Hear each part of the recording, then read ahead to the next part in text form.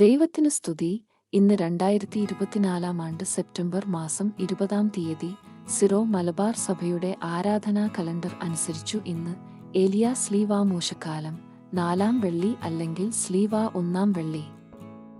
ഇന്നത്തെ വചനഭാഗം 1-ാം വായന അപ്പസ്തോലന്മാരുടെ പ്രവർത്തനങ്ങൾ അധ്യായം 4 വാക്യങ്ങൾ 1 മുതൽ 12 വരെ.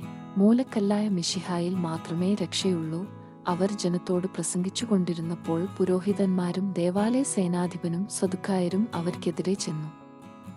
അവർ ജനത്തെ പ്രബോധിപ്പിക്കുകയും മരിച്ചവരുടെ ഉത്ഥാനത്തെക്കുറിച്ച് യേശുവിനെ ആധാരമാക്കി പ്രഘോഷിക്കുകയും ചെയ്തിരുന്നതിനാൽ ഇക്കൂട്ടർ വളരെ അസ്വസ്ഥരായിരുന്നു.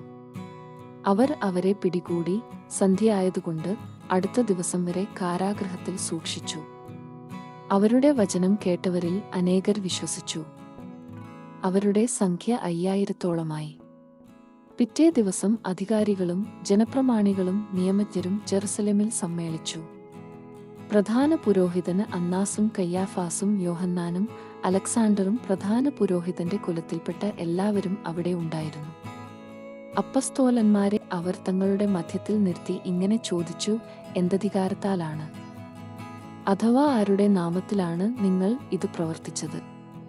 അപ്പോൾ പരിശുദ്ധാത്മാവിനാൽ നിറഞ്ഞ് പത്രോസ് അവരോട് പറഞ്ഞു, ഭരണാധികാരികളെ, ജനപ്രമാണികളെ, ഒരു രോഗിക്ക് ഞങ്ങൾ ചെയ്ത ഒരു സത്പ്രവൃത്തിയെക്കുറിച്ചാണ്. എന്തു മാർഗങ്ങൾ ഉപയോഗിച്ചു ഞങ്ങൾ ആ മനുഷ്യനെ സുഖപ്പെടുത്തി എന്നതിനെക്കുറിച്ചാണ് ഞങ്ങൾ ഇന്ന് വിചാരണ ചെയ്യപ്പെടുന്നതെങ്കിൽ നിങ്ങളും ഇസ്രായേൽ ജനം മുഴുവനും ഇതറിഞ്ഞിരിക്കട്ടെ. നിങ്ങൾ കുരിശിൽ തറച്ചു കൊല്ലുകയും മരിച്ചവരിൽ നിന്നും ദൈവം ഉയിർപ്പിക്കുകയും ചെയ്ത നസറായനായ യേശുക്രിസ്തുവിന്റെ നാമത്തിലാണ് ഈ മനുഷ്യൻ സുഖം പ്രാപിച്ച് നിങ്ങളുടെ മുമ്പിൽ നിൽക്കുന്നത്. വീടുപണിക്കാരായ നിങ്ങൾ തള്ളിക്കളഞ്ഞ കല്ല് മൂലക്കല്ലായിത്തീരുന്നു. ആ കല്ലാണ് യേശു. മറ്റാരിലും രക്ഷയില്ല. ആകാശത്തിനു കീഴെ മനുഷ്യരുടെ ഇടയിൽ നമുക്ക് രക്ഷയ്ക്കു വേണ്ടി മറ്റൊരു നാമവും നൽകപ്പെട്ടിട്ടില്ല.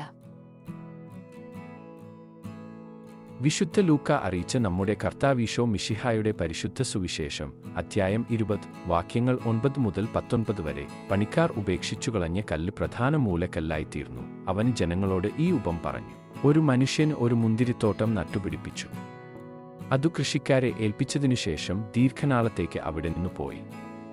സമയമായപ്പോൾ മുന്തിരിപ്പഴങ്ങളിൽ നിന്ന് ഓഹരി ലഭിക്കേണ്ടതിന് അവൻ ഒരു ഭൃത്യനെ കൃഷിക്കാരുടെ അടുത്തേക്ക് അയച്ചു. എന്നാൽ കൃഷിക്കാർ അവനെ അടിക്കുകയും വെറും കൈയോടെ തിരിച്ചേക്കുകയും ചെയ്തു.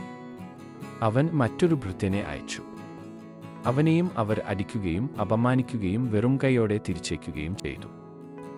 അവൻ മൂന്നാമതൊരുവനെ അയച്ചു. അവർ അവനെ പരിക്കേൽപ്പിക്കുകയും പുറത്തേക്കെറിയുകയും ചെയ്തു. അപ്പോൾ തോട്ടത്തിന്റെ ഉടമസ്ഥൻ പറഞ്ഞു, ഞാൻ എന്താണ് ചെയ്യുക? എന്റെ പ്രിയപുത്രനെ ഞാൻ അയക്കും. അവനെ അവർ മാനിച്ചേക്കും.